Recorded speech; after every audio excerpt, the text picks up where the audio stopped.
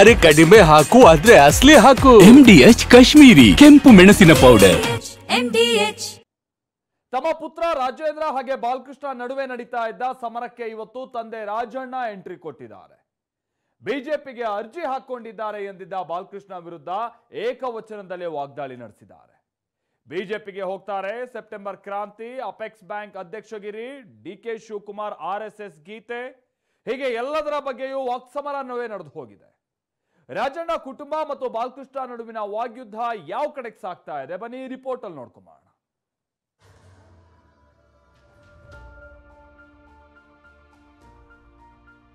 ಕಾಂಗ್ರೆಸ್ ಮನೆಯಲ್ಲಿ ಮತ್ತೆ ಸದ್ದು ಮಾಡಿದ ಸೆಪ್ಟೆಂಬರ್ ಕ್ರಾಂತಿ. ನಮಸ್ತೆ ಸದಾ ವತ್ಸಲೆ ಮಾತೃಭೂಮಿ.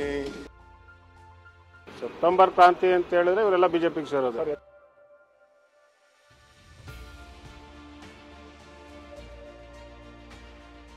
ಬಿಜೆಪಿಗೆ ಸೇರ್ತಾರೆಂದ ಬಾಲಕೃಷ್ಣ, ಯಾವನ್ ಹೇಳಿದ್ದೆಂದ ರಾಜಣ್ಣ. ನನಗೆ ಗೊತ್ತಿರಂಗೆ ಅವ್ರು ಬೇರೆ ಪಕ್ಷಕ್ಕೆ ಹೋಗಿ ಹೊಂಟವ್ರೆ. ಬಿಜೆಪಿ ಪಕ್ಷಕ್ಕೆ ಈಗಾಗಲೇ ಅರ್ಜಿ ಹಾಕೊಂಡವ್ರೆ. ಆ ಟೀಮ್ ಬಿಜೆಪಿಗೆ ಎಂದ ರಾಜೇಂದ್ರ, DK CM ಆಗ್ತಾರೆಂದ ರಂಗನಾಥ್. ಆ ಟೀಮ್ ಹೋಗ್ಬೋದು, ಯಾವ ಪಕ್ಷದಲ್ಲಾದ್ರೂ CM ಸ್ಥಾನ ಕೊಡ್ತೀನಿ ಅಂದ್ರೆ ಹೋಗ್ತೀನಿ ಅಂತ ಹೇಳ್ತಾರಲ್ಲ. ಇವತ್ತು DK ಶಿವಕುಮಾರ್ ಸಾಹೇಬರು ಮುಖ್ಯಮಂತ್ರಿ ಮುಂದಿನ ದಿನದಲ್ಲಿ ಆಗ್ತಾರೆ ಅನ್ನೋದನ್ನ ಹೇಳಲಿಕ್ಕೆ ಇಚ್ಛೆ ಪಡ್ತೇನೆ. ಕ್ರಾಂತಿ, ರಾಜಣ್ಣ ಸಿಡಿಸಿದ್ದ ಕ್ರಾಂತಿ ಬಾಂಬ್ ಮತ್ತೆ ಸಿಡಿದಿದೆ. ರಾಜಣ್ಣ ಬಿಜೆಪಿಗೆ ಅರ್ಜಿ ಹಾಕಿಕೊಂಡಿದ್ದಾರೆ.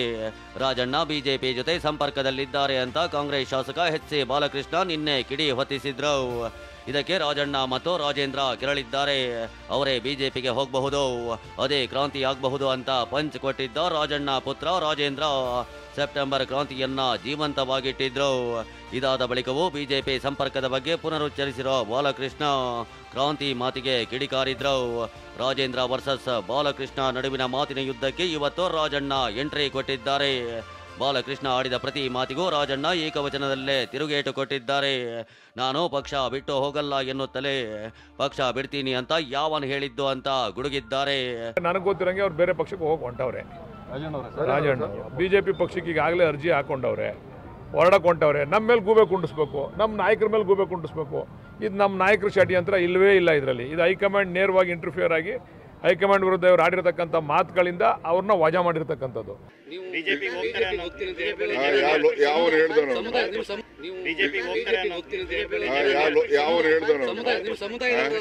ಆಯ್ತಲ್ಲ, ಹೇಳಿದೆಲ್ಲ ಕೇಳಿಸ್ಕೊಳ್ಳಿಲ್ಲ.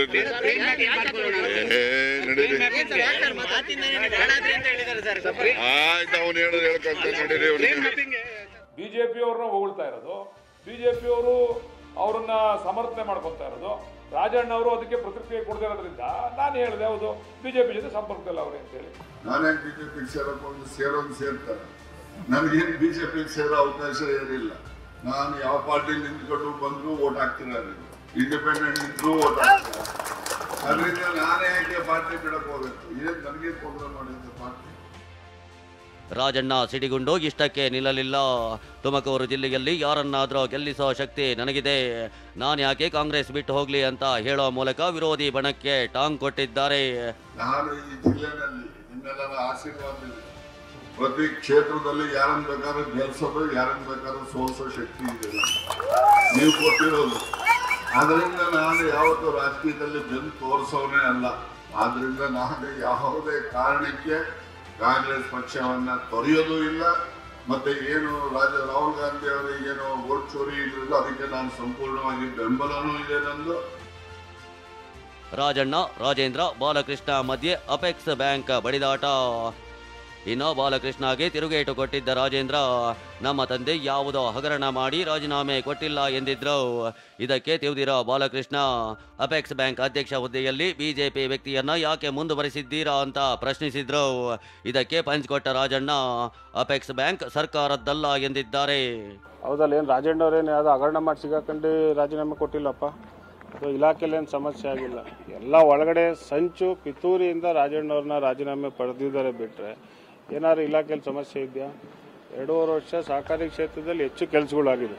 ಹಿಂದೆ ಆಗದಲ್ಲೇ ಇರೋವಂಥ ಕೆಲಸಗಳನ್ನೆಲ್ಲ ಮಾಡಿದರೆ. ಮೊನ್ನೆ ಅಮೆಂಡ್ಮೆಂಟು ಬಿಲ್ ಪಾಸ್ ಆಗಿದೆ. ಅದು ಯಾರಿಗೂ ಅನುಕೂಲ ಆಗುತ್ತೆ? ರಾಜಣ್ಣ ಅವ್ರದ್ದು ಸಹಕಾರ ಇಲಾಖೆ, ಅಪೆಕ್ಸ್ ಬ್ಯಾಂಕಿನ ಅಧ್ಯಕ್ಷ ಇರಲಿ, ಯಾವ ಪಾರ್ಟಿಯವರು ಅಪೆಕ್ಸ್ ಬ್ಯಾಂಕ್ ಅಧ್ಯಕ್ಷರು? BJP ಅವರು. ರಾಜಣ್ಣವರು ಯಾವ ಹಿತಾಸಕ್ತಿಯೊಂದಿಗೆ ಅವ್ರನ್ನ ಉಳಿಸ್ಕೊಂಡವ್ರೆ ಅಂತ ದಯಮಾಡಿ ಹೇಳ್ಬೇಕು. ಅವರು ಅವ್ರ ಪುತ್ರ ರತ್ನ ದಯಮಾಡಿ ಅದನ್ನು ಹೇಳ್ಬೇಕು.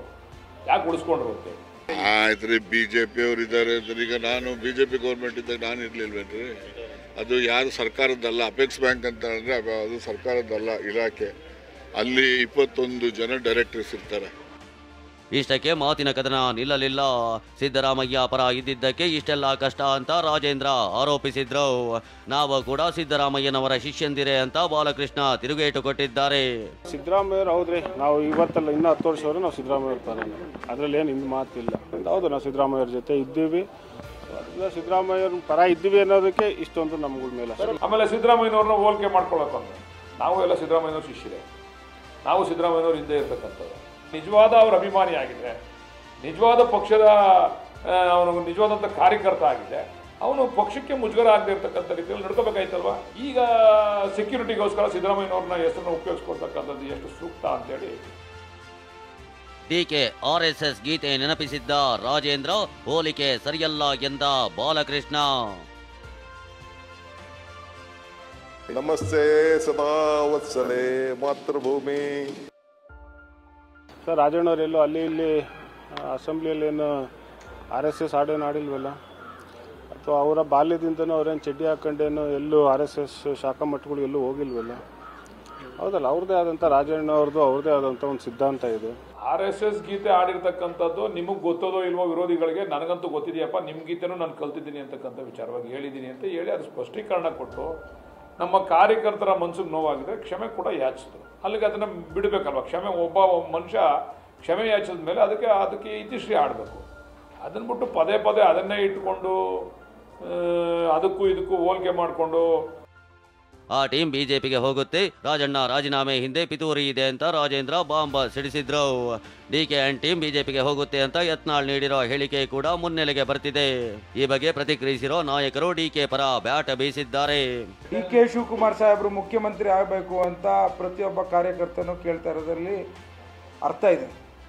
ನಾನು ಸಹ ಇವತ್ತು DK ಶಿವಕುಮಾರ್ ಸಾಹೇಬರು ಮುಖ್ಯಮಂತ್ರಿ ಮುಂದಿನ ದಿನದಲ್ಲಿ ಆಗ್ತಾರೆ ಅನ್ನೋದನ್ನು ಹೇಳಲಿಕ್ಕೆ ಇಚ್ಛೆ ಪಡ್ತೇನೆ, ಬಯಸ್ತೇನೆ. ಯಾರು BJPಗೆ ಹೋಗೋದಿಲ್ಲ, ಯಾರ ತಲೆಕೆಟ್ಟವರು ಈ ಥರ ಮಾತನಾಡ್ತಾರೆ. ಶಿವಕುಮಾರ ಹಣೆಯಲ್ಲಿ ಏನಾದರೂ ಮುಖ್ಯಮಂತ್ರಿ ಕರ್ನಾಟಕದಲ್ಲಿ ಆಗಬೇಕು ಅಂತಕ್ಕಂಥದ್ದು ಹಣೆ ಬರದಲ್ಲಿ ಇದ್ದರೆ ನಾವು ನೀವು ತಪ್ಸಕ್ಕೆ ಯಾರು ಇವರೇ? ಸೆಪ್ಟೆಂಬರ್ ಕ್ರಾಂತಿ ರಾಜಣ್ಣನವರನ್ನ ಬಿಜೆಪಿಯವರು ಸಂಪರ್ಕಿಸಿದ್ದಾರೆ ಎಂಬ ವಿಚಾರದ ಬಗ್ಗೆ ಬಿಜೆಪಿ ಶಾಸಕ ಅಶ್ವಥ್ ನಾರಾಯಣ್ ಪ್ರತಿಕ್ರಿಯಿಸಿದ್ದಾರೆ. ರಾಜಣ್ಣ ತೇಜೋವಧೆ ಮಾಡಬೇಡಿ ಎಂದಿದ್ದಾರೆ. ಈ ರೀತಿ ರಾಜಣ್ಣವ್ರ ಮೇಲೆ ಒಬ್ಬ ಶಾಸಕ HC ಬಾಲಕೃಷ್ಣ ಈ ರೀತಿ ಹೇಳಿಕೆ ಕೊಡೋದು ಎಷ್ಟು ಮಟ್ಟಿಗೆ ಸರಿ ಇದೆ? ಒಬ್ಬ ಅವ್ರ ಪಕ್ಷದಲ್ಲಿದ್ದಾಗ ನಾವು ಈ ರೀತಿ ಬರ್ತಿದ್ದಾರೆ ಅಂತ ನಾವು ತಪ್ಪಾಗುತ್ತೆ. ಸುಮ್ಮನೆ ಯಾರನ್ನ ಅವರಂಗೆ ಲೂಸ್ ಟಾಕ್ಗಳನ್ನ ಮಾತಾಡೋಕ್ಕಾಗಲ್ಲ. ಸೊ ಯಾವತ್ತೂ ನಮ್ಮ ಜೊತೆ ಇಂಥ ಸಂಪರ್ಕಗಳು ಯಾರೂ ಬಂದಿಲ್ಲ.